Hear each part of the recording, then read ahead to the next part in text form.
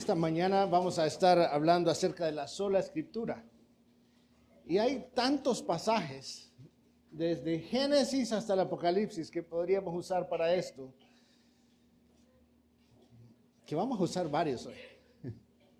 Vamos a usar varios y que, como dijo Lutero, que el Señor nos ayude. Que el Señor nos ayude y nos dirija en este tiempo. Y hablando de Lutero, en 1521, él fue citado para presentarse ante la Dieta de Worms para retractarse acerca de sus escritos y de sus convicciones. Y él, muy temeroso, pide 24 horas más para pensar bien en una respuesta que honrara a su Dios. Y se le exige que está bien, se le va a dar, pero que le piden una respuesta sin cuernos ni dientes. Y su respuesta al final vino a ser: ya que su majestad y todos sus príncipes requieren una respuesta clara, simple y precisa, yo le daré una sin cuernos ni dientes. Y su respuesta fue la siguiente: a menos que yo sea convencido por el testimonio de las Escrituras, o por la clara razón, porque no confío ni en el Papa ni en los concilios, ya que es bien sabido que a menudo han errado y se han contradicho entre sí, me veo obligado por las Escrituras que he citado, y mi conciencia es cautiva a la palabra de Dios. No puedo y no voy a retractarme en nada, ya que no es seguro ni justo ir en contra de la conciencia. Que Dios me ayude. Amén. Antes de ir a la Biblia, quiero pedirles que me acompañen a orar. Señor, ayúdanos. Porque cuando se trata de hablar tu palabra, Señor, tus pensamientos, tu ser es insondable. Señor, ¿quién puede darte consejo a ti? Estamos para recibir consejo de ti, Señor. Y por eso te suplicamos esta mañana, ayúdanos para poder comprender la importancia de tu palabra para nuestras vidas, para la vida de la iglesia, Señor, y para tu gloria. En el nombre de Cristo Jesús te lo pedimos. Amén y amén. Hay tantos pasajes que nos hablan de lo que Dios hace a través de la palabra y de lo bueno que la palabra es para nosotros. Y es justo esto, la sola escritura, lo que fue el combustible de la reforma. Fue esto lo que empezó a empujar que estos hombres se levantaran y dijeran: no podemos seguir igual. La iglesia necesita ser transformada. No podemos seguir igual. Y estos hombres no venían con el propósito de decir: vamos a traer cosas nuevas. Ese no era su propósito.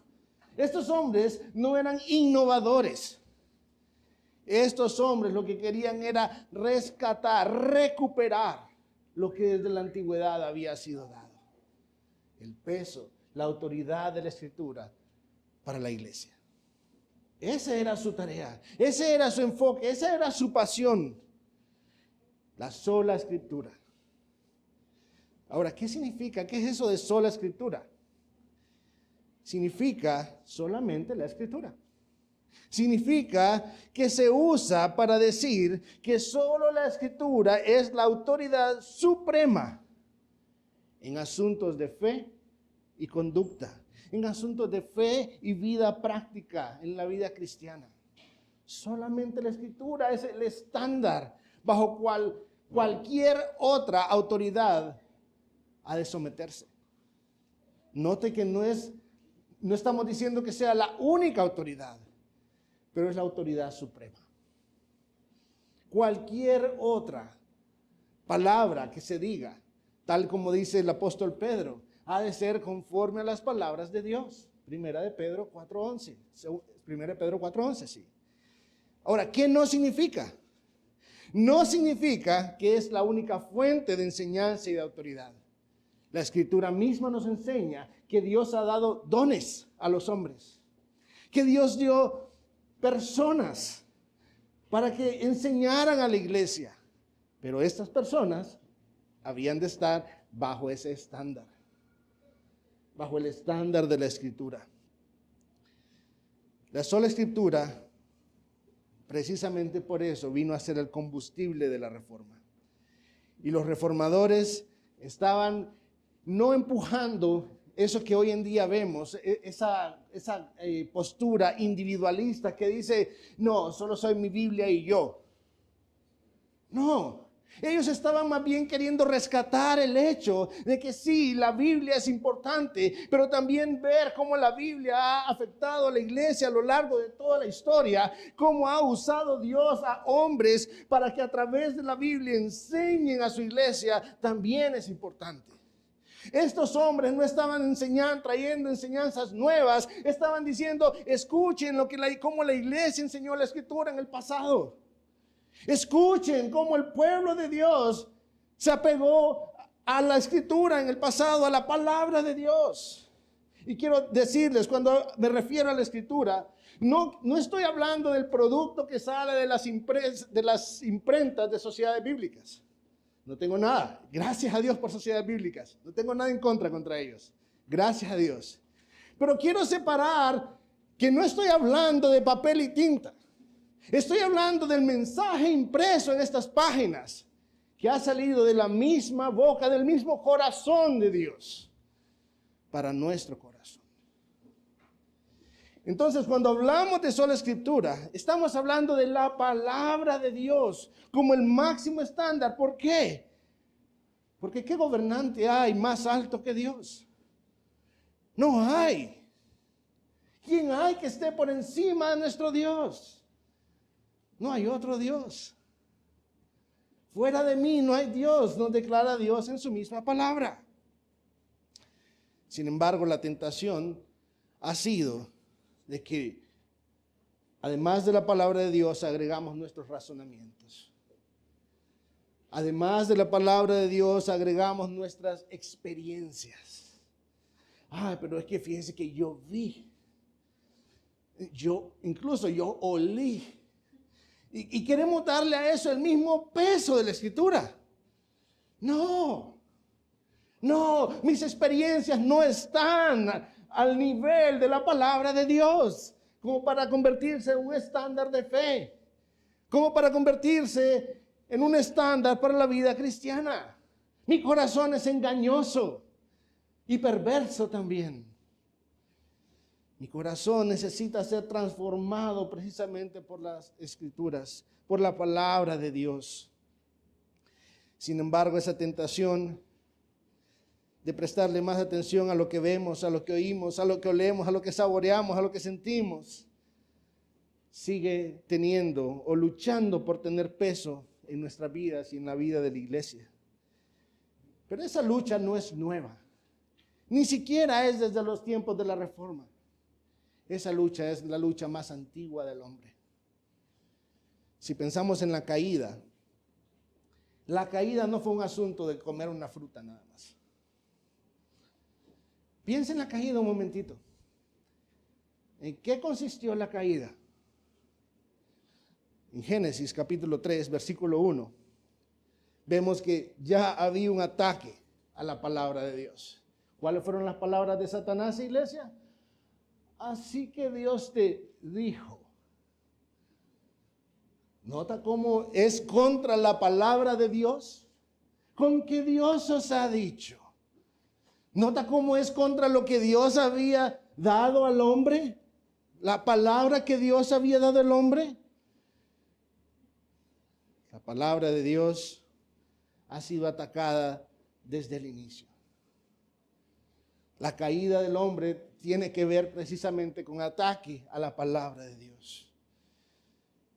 Y no solo eso, nos damos cuenta que desde el inicio también la lucha ha sido por escuchar otras fuentes, por elevar otras fuentes y ponerlas al mismo nivel de autoridad de la palabra.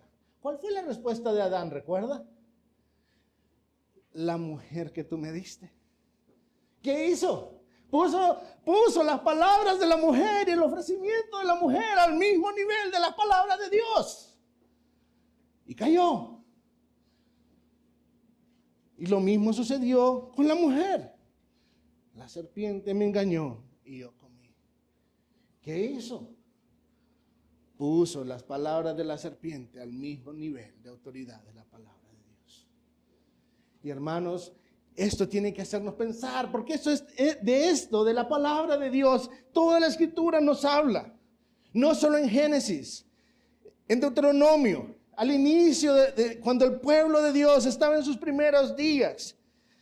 Deuteronomio 6 dice, y estas palabras que yo te mando hoy estarán sobre tu corazón y diligentemente las enseñarás a tus hijos y hablarás de ellas cuando te sientes en tu casa y cuando andes por el camino, cuando te acuestes y cuando te levantes. Y las atarás como una señal a tu mano y serán por insignias entre tus ojos y las escribirás en los postes de tu casa y en tus puertas. Note cómo Dios está diciéndole a su pueblo, la palabra de Dios tiene que ser central en la casa.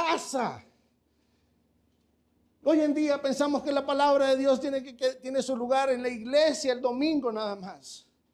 Pero la escritura tiene un lugar central en el hogar. Y no solo en el hogar, no solo es un lugar, hay un tiempo también, desde el inicio hasta el final del día. Y eso nos muestra en gran manera por qué tenemos una sociedad colapsada. Porque la palabra de Dios ha dejado de tener ese lugar en los hogares. Hoy en día luchamos por llegar a la iglesia. Luchamos por llegar. Ni hablemos de las luchas por tener un culto familiar. La responsabilidad de los padres, dada desde el inicio de llevar la palabra para su hogar. Deuteronomio 11. Grabad pues estas mis palabras en vuestro corazón y en vuestra alma. ¿Cómo se hace eso, familia? Si no es pasando tiempo en ella y valorándola, como para que tenga un lugar especial en mi memoria. Sino atesorando, sabiendo que el origen de la palabra no era Moisés, sino que el origen de la palabra era el Dios de Moisés. Y eso es lo que a veces se nos olvida, que la palabra de Dios no se trata de un producto literario, sino del corazón de Dios siendo dado a nosotros en palabras. Pero no solo fue con Moisés y el pueblo. A Josué se le dijo al entrar a la tierra prometida, este libro de la ley no se apartará de tu boca, sino que meditarás en él día y noche para que cuides de hacer todo lo que en él está escrito, porque entonces harás prosperar tu camino y tendrás éxito. Note, ese libro no había de apartarse de su boca. Lo que él hablara necesitaba estar lleno, saturado de la palabra de Dios.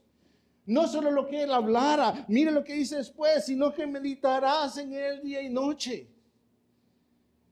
Sus pensamientos debían estar saturados de la palabra de Dios. Y Josué lo transmitió al pueblo y le dijo, esforzaos pues en guardar y hacer todo lo que está escrito en el libro de la ley de Moisés, para que no os apartéis de ella, ni a la derecha, ni a la izquierda. Note cómo la escritura era central en la vida, no solo de los hogares, no solo de los individuos, no solo de los líderes del pueblo, sino de la vida del pueblo completa.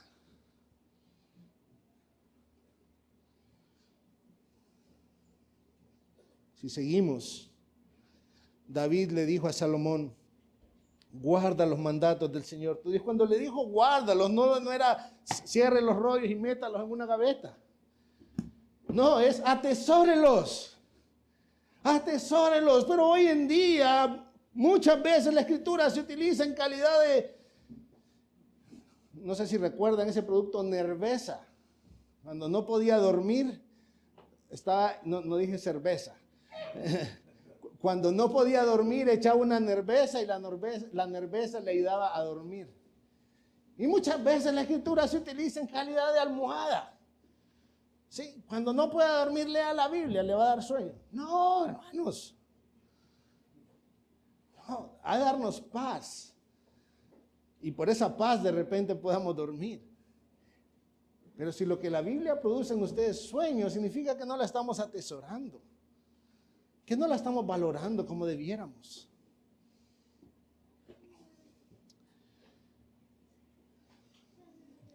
Guarda los mandatos del Señor tu Dios, andando en sus caminos, le decía David a Salomón, guardando sus estatutos, sus mandamientos, sus ordenanzas, sus testimonios, conforme a lo que está escrito en la ley de Moisés, para que prosperes en todo lo que hagas, donde quiera que vayas. Pero hoy en día, la lucha es, no, mire, todo eso que son leyes, hagámoslo a un lado.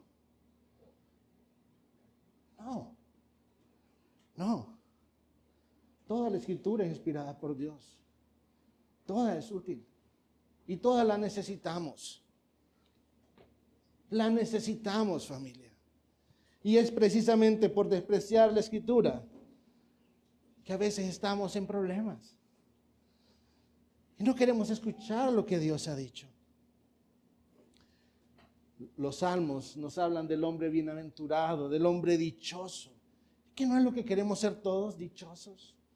Y dice que el hombre bienaventurado es aquel que tiene su deleite en la ley del Señor, que medita en ella de día y de noche. En el Salmo 119 dice, cuán bienaventurados son los caminos, son los de camino perfecto, los que andan en la ley del Señor. Pero para poder andar en la ley del Señor, yo necesito conocer la ley del Señor. No puedo andar en la ley del Señor sin conocerla. Pero eso suena al Antiguo Testamento. Sí, en parte es el Antiguo Testamento. El Antiguo Testamento es una parte de la Biblia.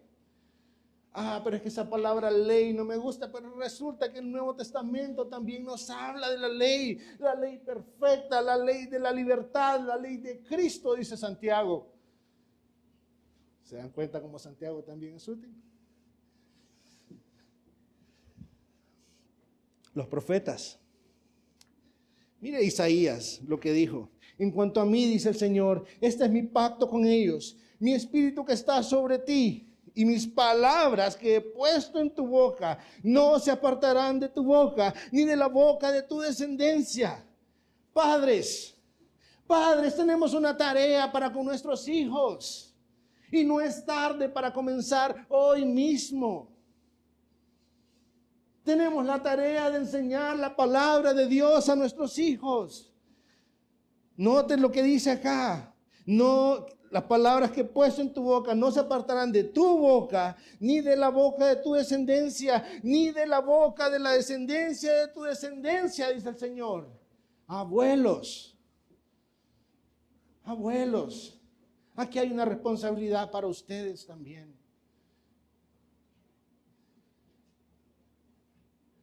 Lleve la palabra a sus nietos. Hoy en día es tan común escuchar, no, yo ya tuve mi tiempo para educar a los míos, ahora me toca maleducar a mis nietos. No es lo que la Escritura dice. No es lo que la Escritura dice. La Escritura dice que abuelos, también es responsabilidad de ustedes que la palabra del Señor esté en la boca de sus nietos. Dice el Señor, desde ahora y para siempre. No eso es algo del Antiguo Testamento.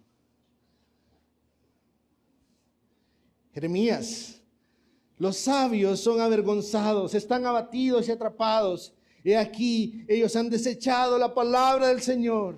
¿Y qué clase de sabiduría tienen? Eso es lo que sucede cuando desechamos la palabra del Señor. Viene vergüenza. Esto es lo que sucede cuando enseñamos a las generaciones futuras a desechar, a no valorar la palabra del Señor. Viene vergüenza. ¿Y qué sabiduría van a tener? Jesús mismo, cuando fue tentado en el desierto, ¿a qué apeló? 3 veces dijo, escrito está. Escrito está, para responder a las tentaciones de Satanás. En la Escritura, Él mostró que es lo que agradaba a Dios. Cuando Jesús hablaba con fariseos y saduceos, ¿Qué es lo que él esperaba que conocieran? ¿No habéis oído? ¿No habéis leído? ¿No sabéis que está escrito? Y les hablaba del día de reposo, del divorcio, del matrimonio, de la adoración, del juicio por despreciarle, de la resurrección, del final de los tiempos y muchos otros temas más. ¿Y cuáles eran las palabras de Jesús? ¿No habéis oído acaso? Esto implica que Jesús mismo entendía la centralidad de la palabra en la vida de su pueblo.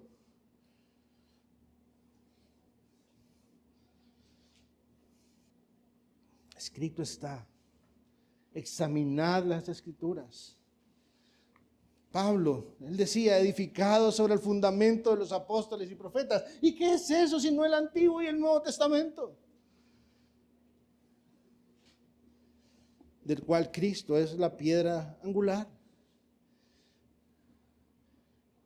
Hoy en día se escucha, ay, si yo pudiera entender lo que Pablo entendía. Y Pablo dice, ahí mismo en Efesios, en vista de lo cual, leyendo, podréis comprender mi discernimiento del misterio de Cristo. La palabra de Dios nos lleva a entender más el misterio de Cristo.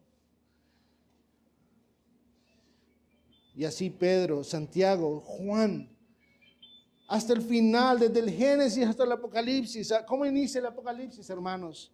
Bienaventurado el que lee y los que oyen las palabras. ¿Cómo termina el Apocalipsis? Yo testifico a todos los que oyen las palabras de la profecía de este libro. Si alguno añade o si alguno quita, viene juicio. Entonces, desde inicio a fin, nos damos cuenta que la sola Escritura no es algo nuevo que los reformadores empujaron.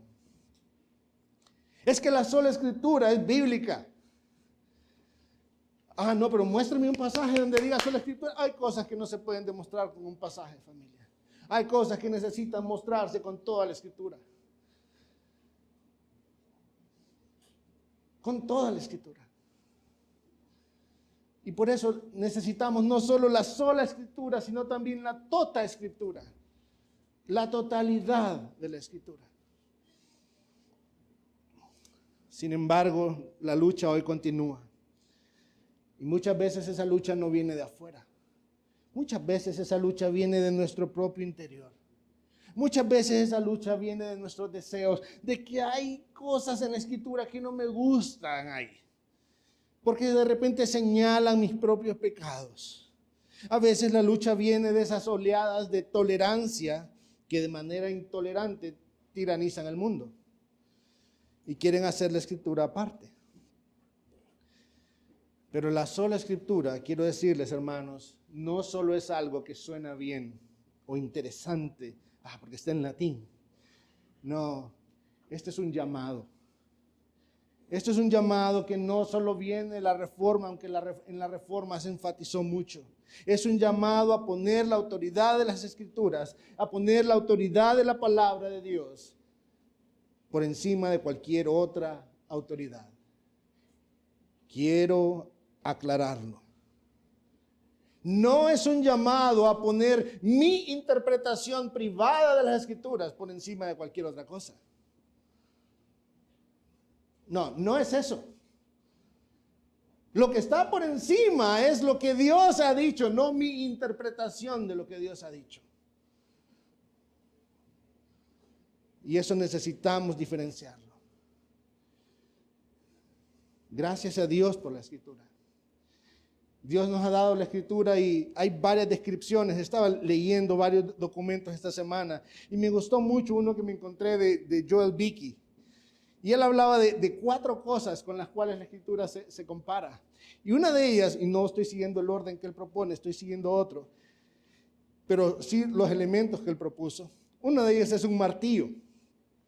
Y él cita Jeremías 23:29, donde dice, ¿no es mi palabra como fuego, declara el Señor, y como martillo que despedaza la roca? Hermanos, es justo lo que nosotros necesitamos.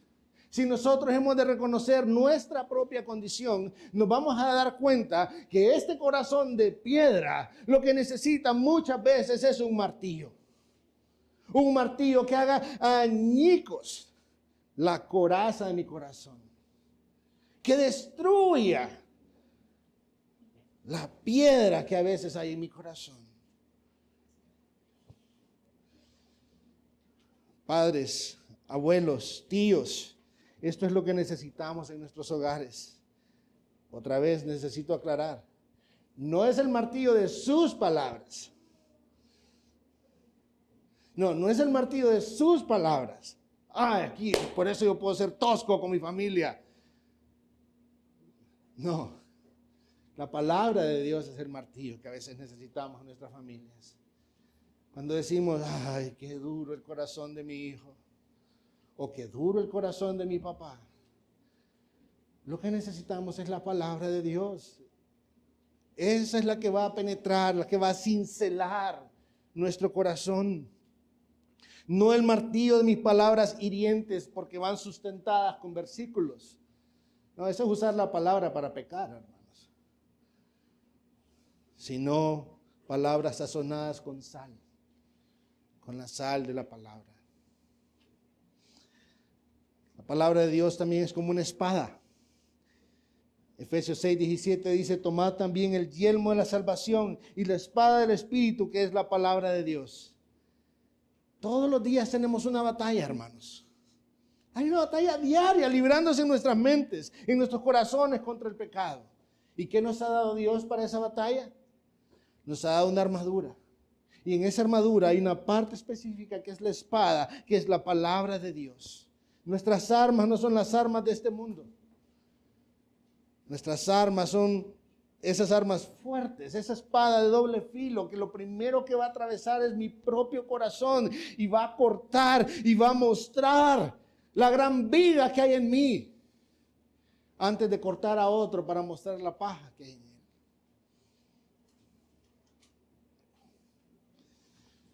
La palabra también es como una semilla. A veces la palabra semilla se traduce como simiente. Primera de Pedro 1:23 dice, pues habéis nacido de nuevo, no de una simiente o semilla corruptible, sino de una que es incorruptible, es decir, mediante la palabra de Dios que vive y permanece. Ahora, piensa en una semilla, hermano. Una semilla es como vida empaquetada en chiquito. Esa es una semilla, usted la pone en el suelo y lo que espera, la esperanza que es que de ahí salga una planta viva. Y eso es la palabra precisamente. Viene a nuestra vida y sus raíces penetran en nuestro corazón. Y cuando es implantada en nuestra vida, nacemos de nuevo y nos salva. Preciosa semilla. La palabra de Dios es esa semilla que cuando toca ese suelo duro, tiene herramientas capaces de penetrar. Así como ha visto esas plantitas que a veces nacen entre las aceras, pero que empiezan ahí y de repente termina siendo un árbol que levanta la acera, que levanta una casa completa. Más fuerte es la palabra de Dios para destruir cualquier piedra en mi corazón. Pero la palabra de Dios también es descrita en la palabra como una lámpara. Lámpara es a mis pies tu palabra y luz para mi camino. Y quiero detenerme un momentito ahí para pensar en lo siguiente. La palabra de Dios no solo me ayuda, Aarón decía hace un rato, somos peregrinos y extranjeros. Estamos en un mundo de tinieblas, familia. La palabra de Dios me indica por dónde ir. Me indica qué es lo que agrada a mi Dios. Pero también la palabra de Dios muestra mi corazón. Es esa luz que abre mis ojos y me dice, hay pecado ahí que necesita ser limpiado. Pero no solo me dice, está sucio tu corazón. Y aquí es donde quiero detenerme. Es posible que usted esté luchando. Esa es la esperanza, que esté luchando con su pecado. Es posible que esté cayendo vez tras vez en diversos pecados o en algún pecado en particular. Mentira, pornografía, no amar a su prójimo, gula, avaricia, idolatría. Sea cual sea su pecado, la Escritura tiene luz para mostrar cuál es específicamente. Pero no solo para señalar el pecado, sino también para sanar el pecado. Si usted se va al libro de Jeremías, uno de los temas principales de Jeremías, ¿cuál es? Que no hay bálsamo en Galaad, que no hay quien pueda sanar las heridas ahí. Y ese bálsamo es la palabra.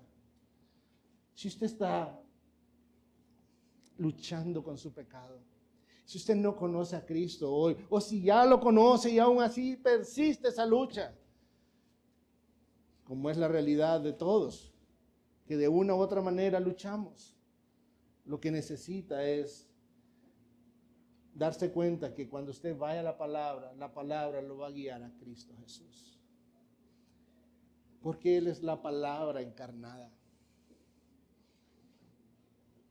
Él es la palabra hecha carne.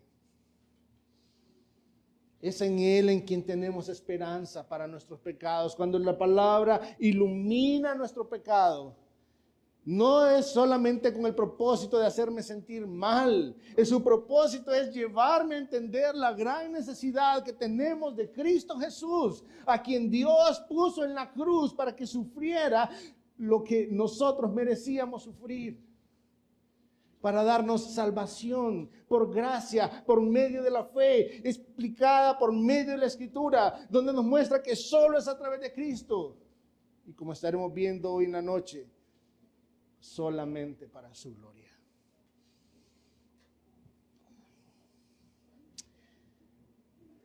Gracias a Dios por esa luz. Y podríamos decir muchas otras cosas más acerca de la importancia de la palabra. Pero hoy que nos basta agregar que estas son algunas de las razones por las cuales estamos comprometidos, como decía Aarón hace un rato también, a leer la palabra,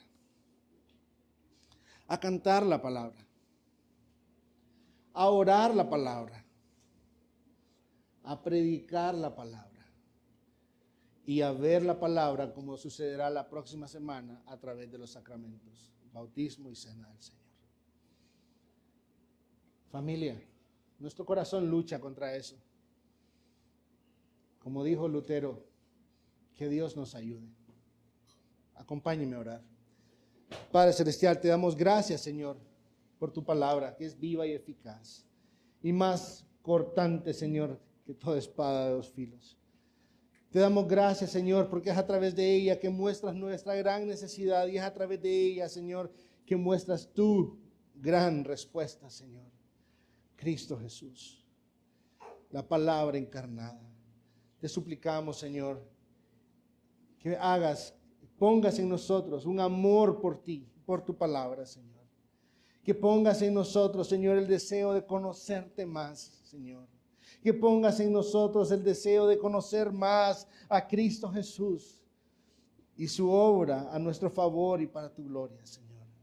Guíanos para que, así como desde el inicio tú llevabas a tu pueblo, enseñándole la centralidad de tu palabra en las vidas como individuos, como hogares y como el pueblo completo, que nosotros hoy aquí, también como tu pueblo, podamos aprender eso, Señor. Cuánto necesitamos ir cada día a tu palabra, Señor.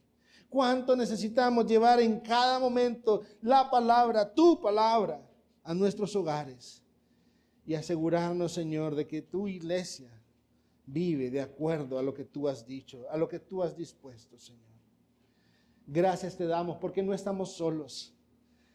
Es por tu palabra que nos damos cuenta, Señor, que eres tú, que no ha abandonado la iglesia, sino que la diriges. La diriges. Le das rumbo y sentido, Señor. Gracias por tu misericordia y gracia y bondad y amor para con nosotros. En Cristo Jesús. Amén y amén.